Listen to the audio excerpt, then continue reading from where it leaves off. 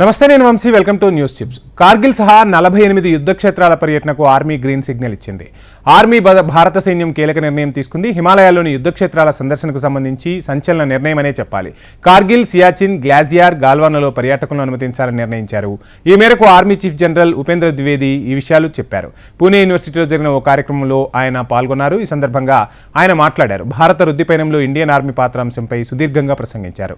సరిహద్దు ప్రాంతాల్లో పర్యాటకుల కోసం సాహస కార్యకలాపాలను ఆర్మీ ప్రోత్సహిస్తుందని, ఇందుకోసం టూర్ ఆపరేటర్లకు ప్రత్యేక శిక్షణ ఇస్తుందని కూడా తెలిపారు. కార్గిల్, గాల్వాన్ వంటి యుద్ధ క్షేత్రాలను చూసేందుకు పర్యాటకులకు ఇకపై అనుమతిస్తామన్నారు. జమ్మూ కాశ్మీర్లో పర్యాటక అభివృద్ధికి అపార అవకాశాలున్నాయని కూడా ఈ సందర్భంగా చెప్పారు. గత కొంతకాలంగా సరిహద్దు ప్రాంతాల్లో సందర్శకుల పెరుగుదల భారీగా కనిపిస్తోందన్నారు. ఈ క్రమంలోనే పర్యాటకాన్ని ప్రోత్సహించేందుకు 48 ప్రాంతాలను గుర్తించామని చెప్పారు.